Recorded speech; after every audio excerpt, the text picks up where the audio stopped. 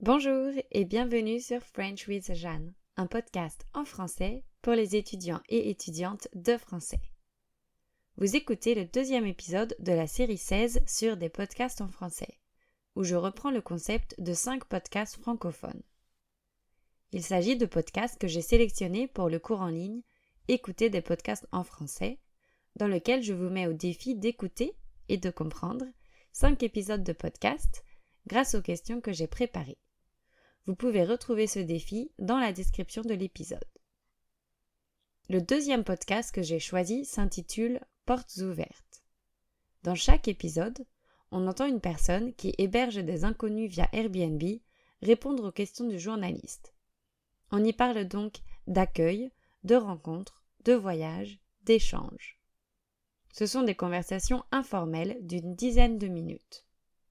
Selon moi, ce podcast est de niveau B1 ou B2. Il peut être un peu difficile à cause des accents des différentes personnes interviewées, du vocabulaire familier et des bruits de fond. Je n'ai personne pour me poser des questions, mais je vais vous raconter quelques histoires où on m'a ouvert la porte, et d'autres où j'ai ouvert la mienne. On y va.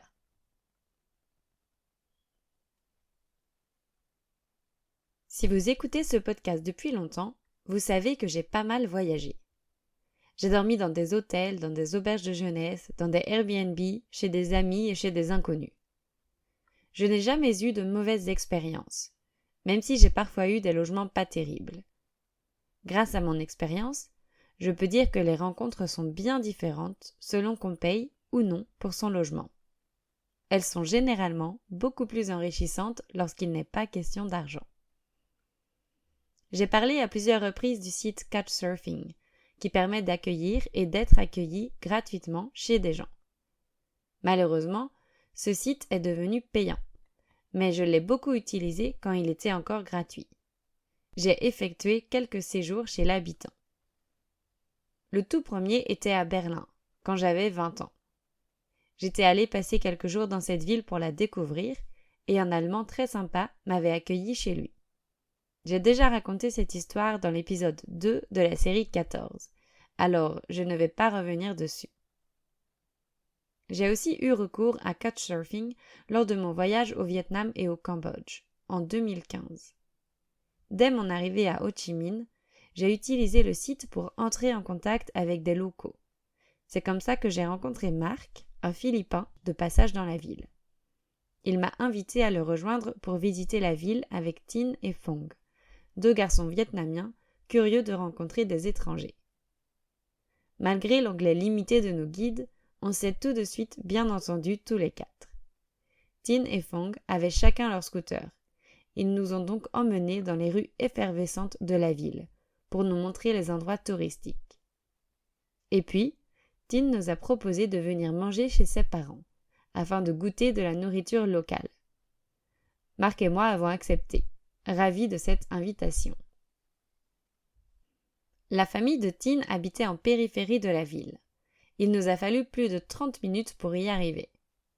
J'ai compris rapidement que les touristes n'allaient pas là-bas, puisque tout le monde me regardait avec curiosité. Tin et sa famille habitaient un logement un peu étrange pour moi. Il y avait un couloir où se succédaient une dizaine de portes de chaque côté.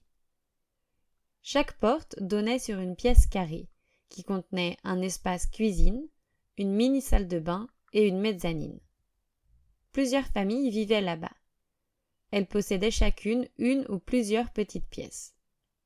Les toilettes étaient communes à l'extérieur de ces logements. La famille de Tin nous accueille chaleureusement. Ils préparent le dîner et nous nous régalons. Ils veulent qu'on goûte à tout et ils guettent nos réactions. Tout est délicieux. On ne peut pas discuter avec nos hôtes car, excepté Tin, ils ne parlent pas un mot d'anglais. Malgré ça, la famille nous invite à dormir chez eux. Marc et moi hésitons un peu, mais nous finissons par accepter. Nous ne voulons pas obliger nos chauffeurs à nous ramener chez nous, comme c'est loin. Avant d'aller nous coucher, nous ressortons tous les 4 dans un petit marché. Les garçons veulent nous montrer leurs habitudes. Les rues sont infestées de rats. La circulation est toujours aussi folle et j'attire tous les regards. je ne suis pas très à l'aise dans cet environnement. À notre retour, je dois me séparer de mes nouveaux amis. Pas question de mélanger les filles et les garçons pour la nuit. Je rejoins donc la sœur de Tin sur un petit matelas sur une mezzanine. Il fait très chaud et évidemment, il n'y a pas d'air conditionné, seulement un petit ventilateur. J'ai du mal à m'endormir. Le lendemain, on part vers 6h30 après une petite séance photo avec la famille. On s'arrête prendre un petit déjeuner que je me force à manger et puis, enfin, Phong me dépose chez moi. Quelle soirée incroyable! Encore aujourd'hui, je mesure la chance que j'ai eue d'avoir vécu cette expérience.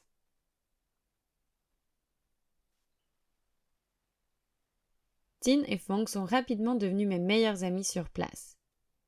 Des semaines après cette incursion dans la famille de Tin, les garçons me proposent d'aller passer un week-end dans la famille de Phong, qui habite à la campagne, à 3 heures de scooter d'Ho Chi Minh.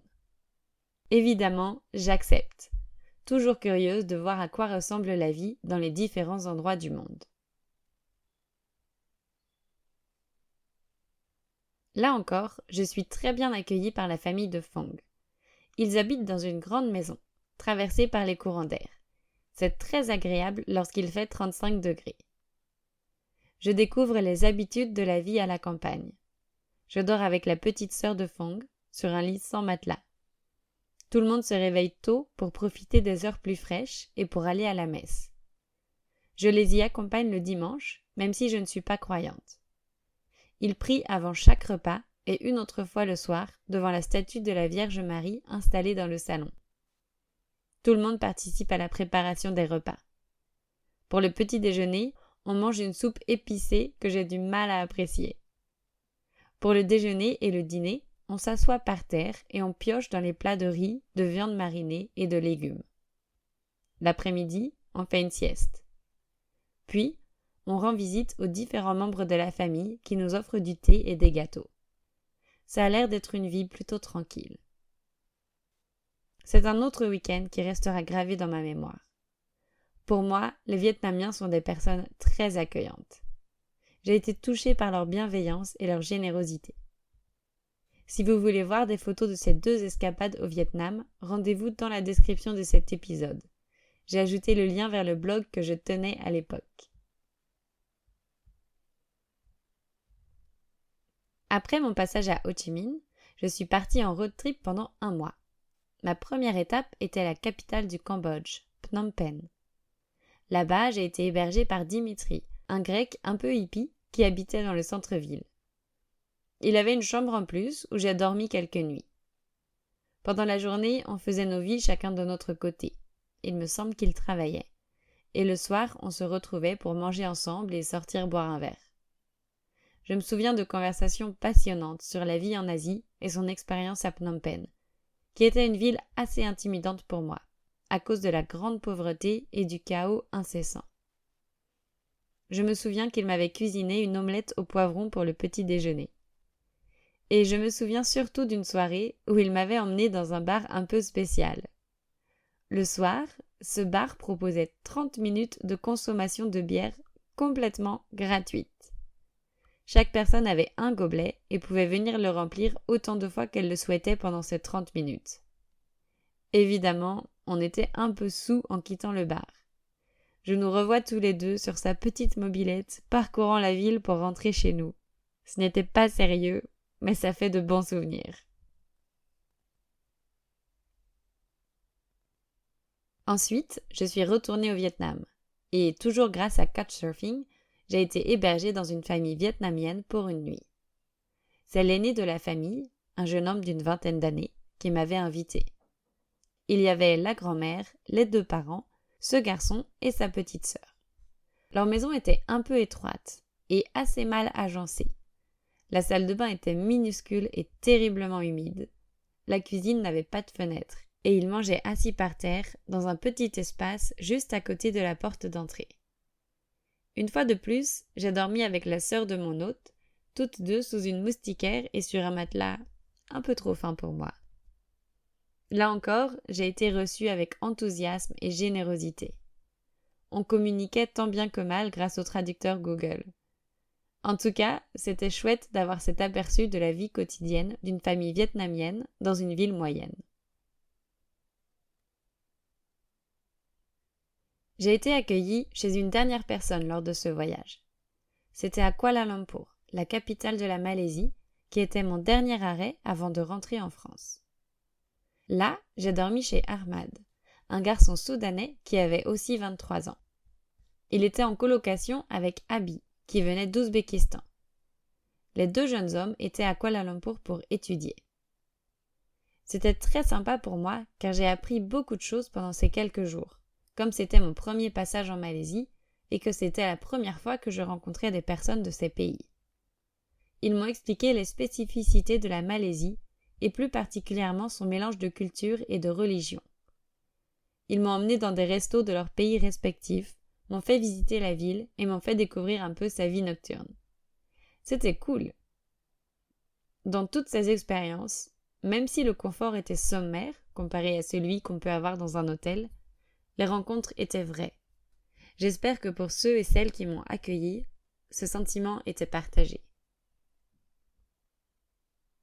Il me reste un peu de temps, alors je vais vous raconter une dernière histoire, où cette fois, c'est moi qui ai ouvert ma porte.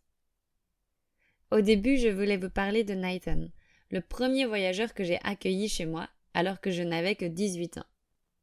C'est l'une des rencontres qui a fortement impacté ma vie, mais j'en ai déjà fait le récit dans l'épisode 1 de la série 3. Je vous invite donc à l'écouter ou le réécouter pour l'entendre. L'histoire que je vais vous raconter maintenant a eu lieu à Bordeaux, quand j'étais étudiante là-bas. J'avais 22 ans. J'étais chez moi, en train de préparer le dîner, quand quelqu'un a sonné à ma porte. J'ai ouvert, et c'était un homme d'origine asiatique, vers 25-30 ans, qui cherchait mon voisin d'en face. Mon voisin était absent, et l'homme n'avait pas l'air de vouloir partir. Alors, je ne sais pas pourquoi, mais je lui ai proposé d'entrer et d'attendre à l'intérieur. J'ai envoyé un message à mon voisin pour le prévenir. Je lui ai donné à boire, un verre d'eau ou une bière, je ne me souviens plus, et j'ai fini de cuisiner alors qu'on discutait. Je sentais qu'il y avait quelque chose de bizarre, mais je n'arrivais pas à dire quoi. Comme le temps passait et que mon dîner était prêt, je l'ai invité à manger avec moi. Il a accepté. Ensuite, je ne sais plus s'il m'a demandé ou si c'est moi qui lui ai proposé, mais il a pris une douche chez moi.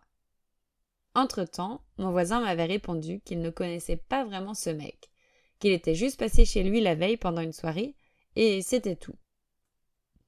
Après sa douche, je lui ai demandé où il dormait, car ça faisait maintenant quelques heures qu'il était chez moi, et je ne savais pas très bien comment le faire partir.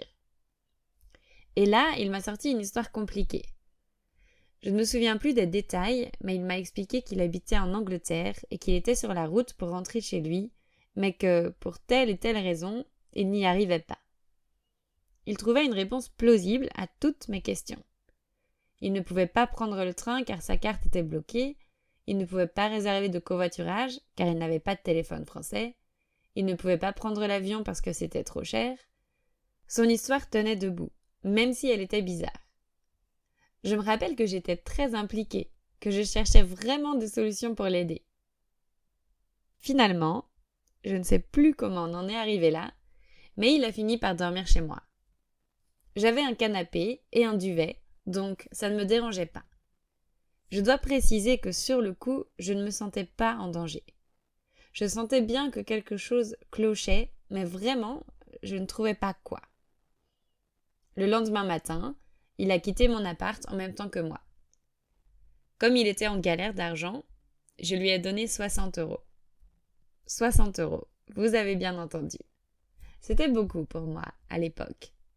Et il ne m'a pas forcé, c'est moi qui lui ai donné de mon plein gré. Puis, je suis allée à la fac et j'ai raconté cette soirée à mes amis qui m'ont tous et toutes regardé avec de grands yeux.